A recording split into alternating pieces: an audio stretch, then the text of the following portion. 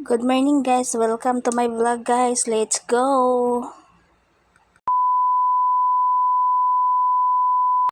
So ito guys, gugupit tayo ng ating mga kadamuhan, kadamuhan, di ba pwedeng bulaklak lang.